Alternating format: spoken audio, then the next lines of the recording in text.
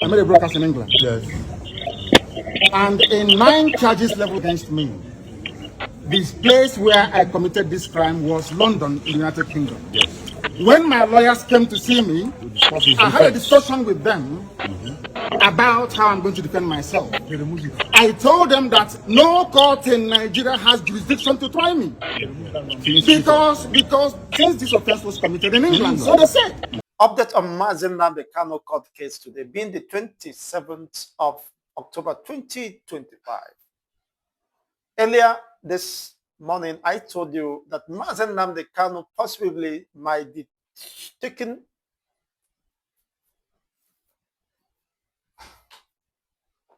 I told you that Mazi Nnamdi Kanu earlier this morning might possibly be springing up surprises that will baffle the entire court room, including Justice James Omotoso, the presiding judge, over the case of Mazi Nnamdi Kanu. I told you that you should be ready and prepare for a very big shock.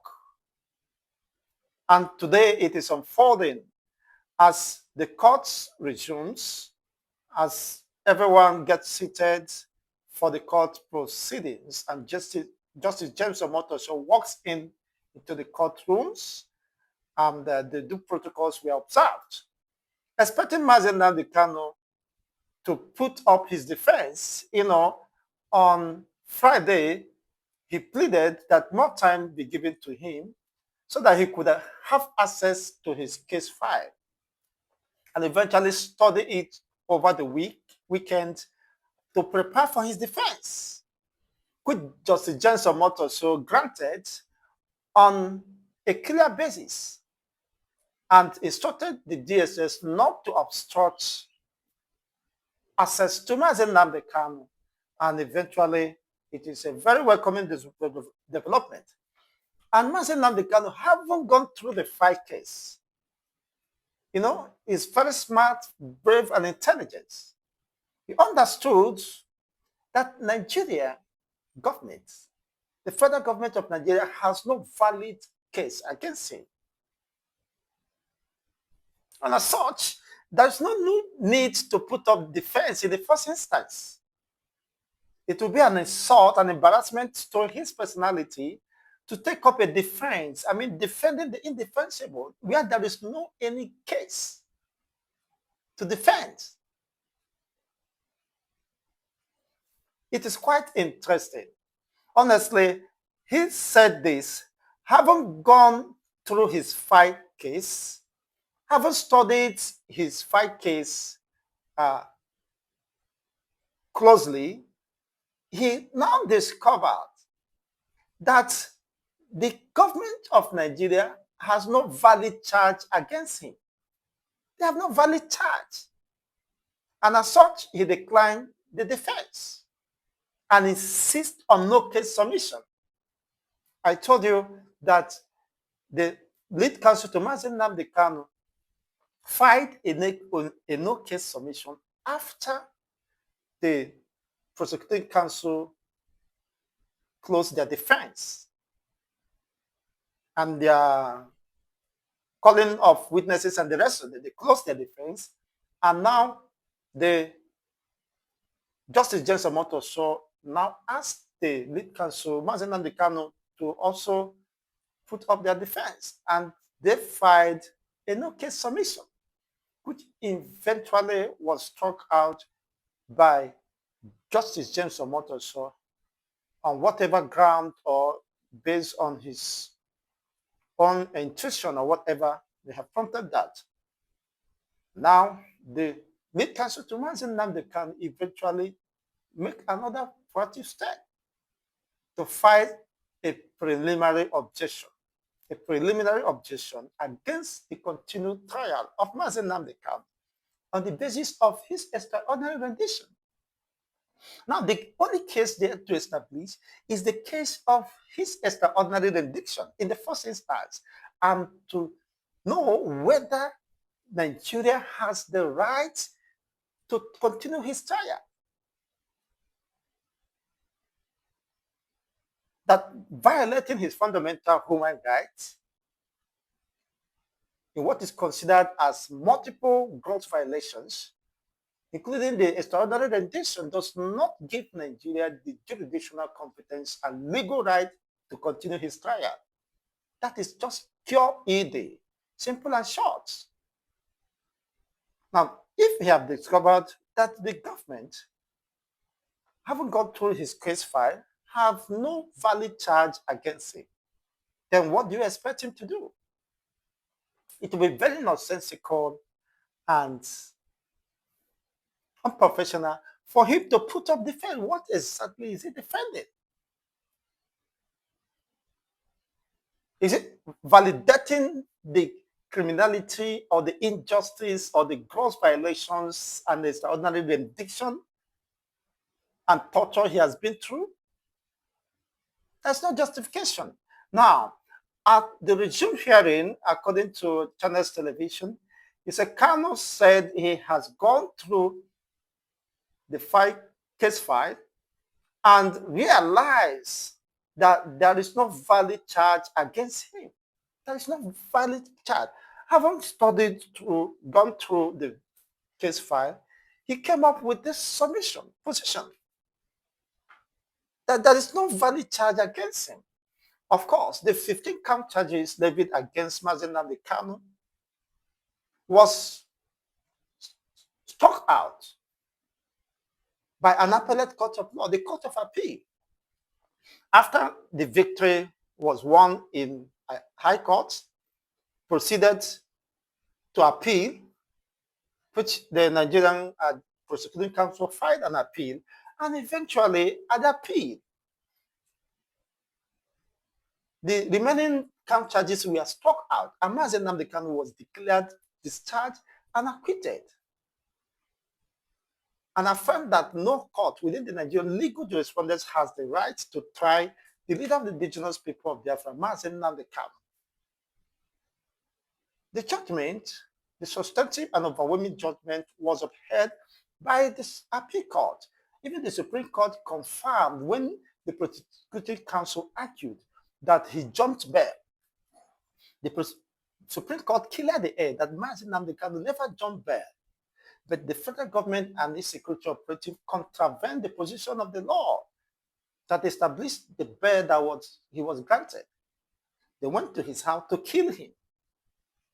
And as such, he had to escort it for safety. There were evidence of the invasions, the killings, people who died in the process of invasion or attempted assassination under Buhari's junta government that has no regard for the rule of law. People who thought that the world belongs to them, and once they are in the position of authority, nobody can question the illegality, the abuse of power, and the rest of it. What are they today? Life and power is transient. But you will be remembered by what you have done. So it's a gross violation of his fundamental right, which needed to be addressed.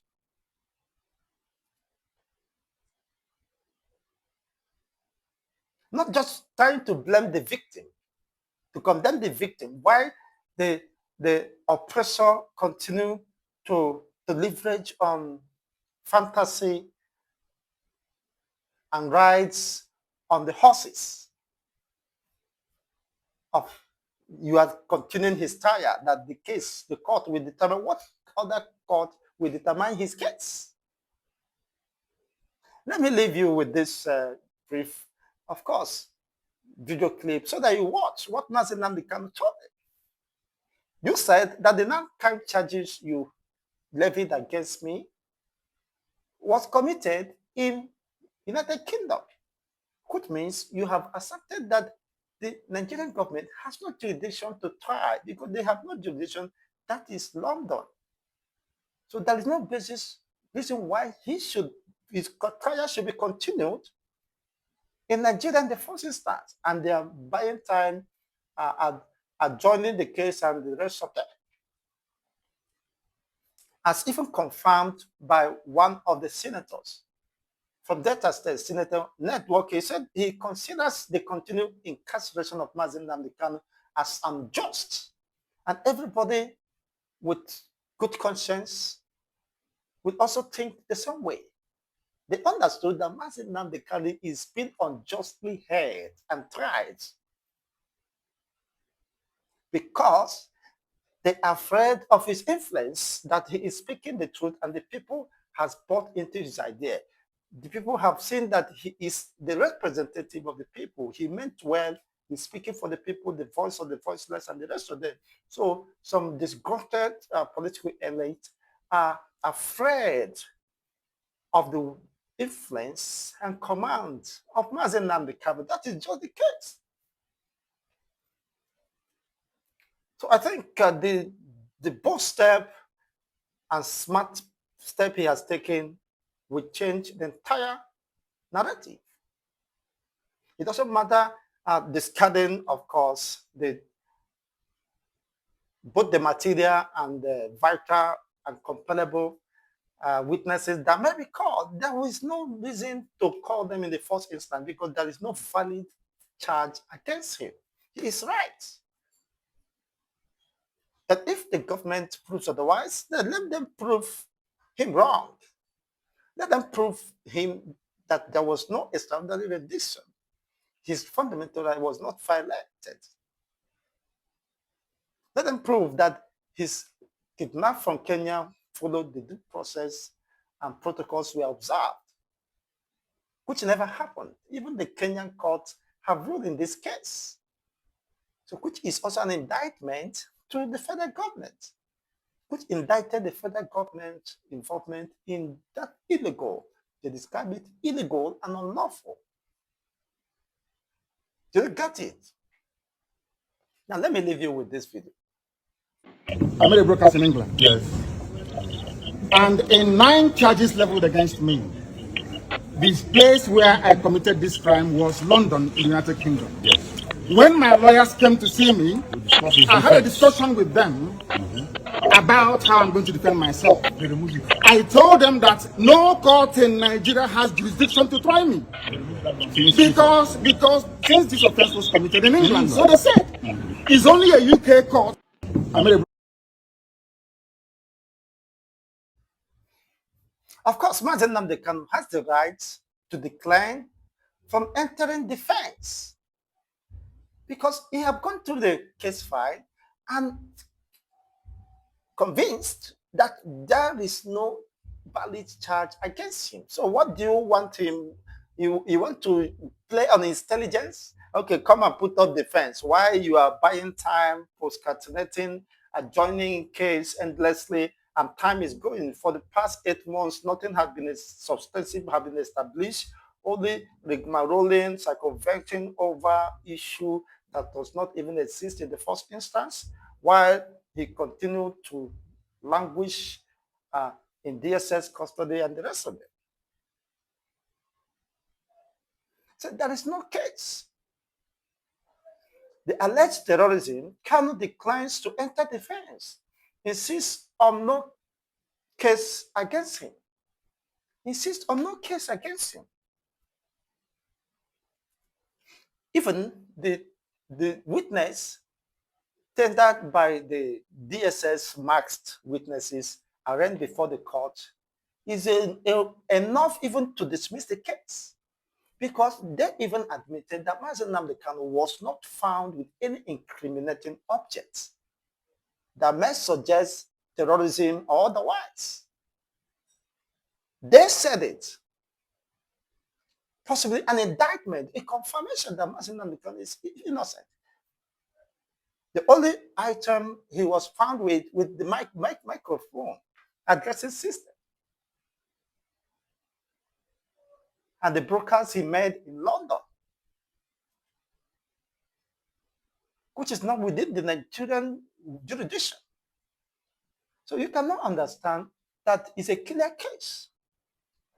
Let me leave you with what Senator Ned Moke said, that the continued detention of Mazi Nnamdi Kanu is on trial or supposed trial is unjust, and that is nothing but the truth.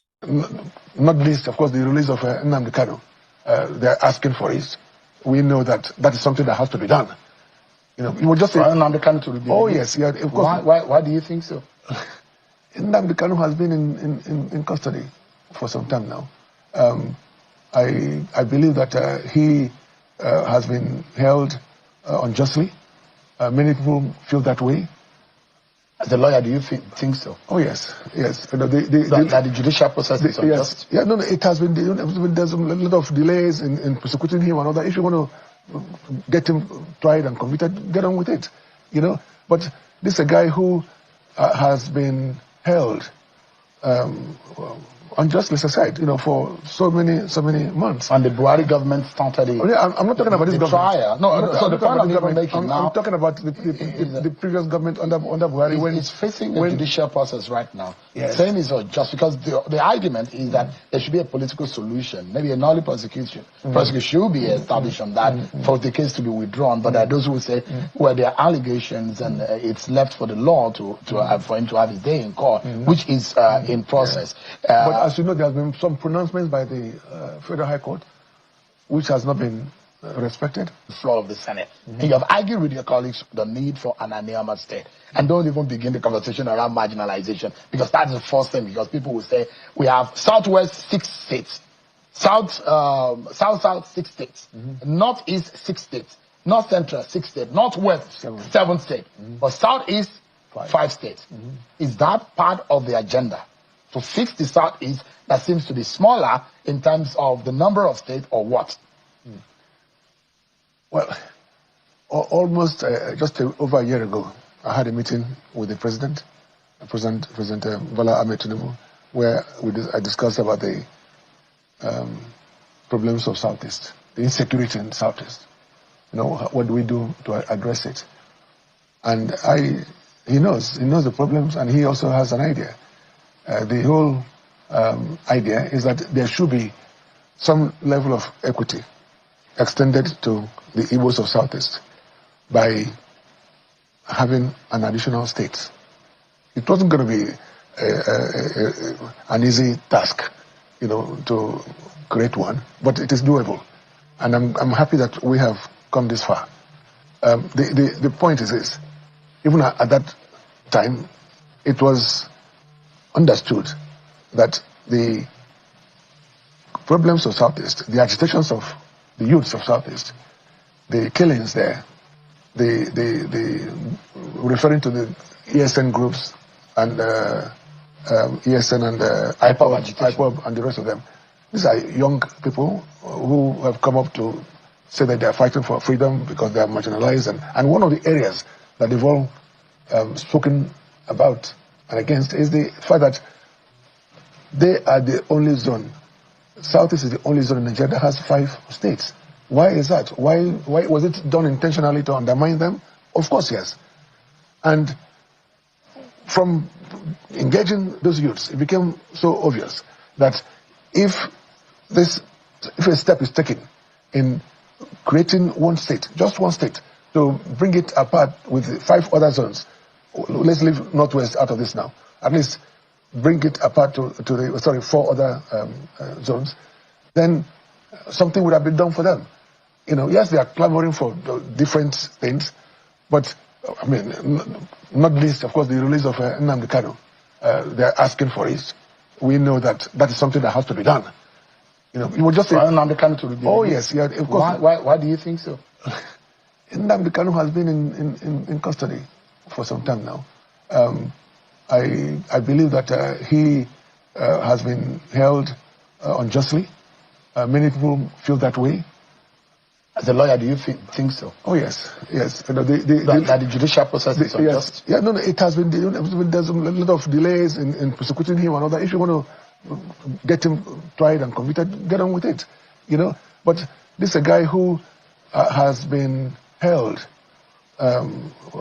unjustly aside, for so many months. And the Buhari government started it. I'm not talking about this government. Trial. No, so the point I'm making now. I'm talking about the previous government under Buhari when it's facing the judicial process right now. Yes. Saying it's just because the argument is that there should be a political solution, maybe a null prosecution. Prosecution should be established on that for the case to be withdrawn. But there are those who say, well, there are allegations and it's left for the law for him to have his day in court, which is in process. But as you know, there have been some pronouncements by the Federal High Court, which has not been respected. So his incarceration is the main reason for the crisis in Southeast. But the crisis started before he was even arrested. No. The killings, the burning of police station, the killing of police officers and all whatnot. Well, look, the problem in Southeast is very different from what is in the Northeast or Northwest and all those areas. The problem in the Southeast has to do with the perceived injustice by governments, successive governments. So what needs to be done? And it's why I'm here today, talking about the creation of states to make up the number of up to 5. And then you have the release of Nnamdi Kanu. By the time you do these two things, I am almost certain that peace will return to Southeast. Let me ask you this question. I have spoken to so many youths in Southeast, from Southeast, and they have assured me that that they are prepared to be engaged by us, by the leadership. When this is done, they don't want to die. The youths don't want to die. They want to go back to schools. They want to go back to their jobs. All they want is some level of respect and acknowledgement by the nation, by the government of Nigeria.